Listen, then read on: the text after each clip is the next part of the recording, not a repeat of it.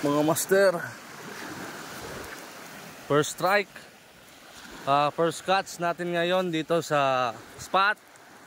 Yan, spot natin. Bugaong po. Metal jig, 40 grams.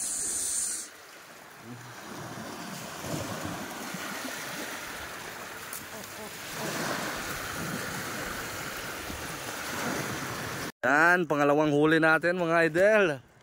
Yung no, metal jig. Sige po ako. Yan mga idol, ang ating pang-apat na huli. Ang laki, mugaong.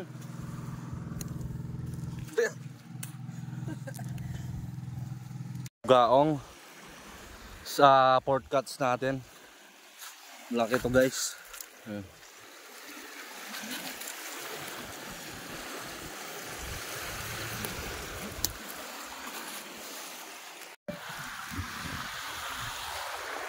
So guys, yun, update namin kayo sa aming huli. Apat na bugaong.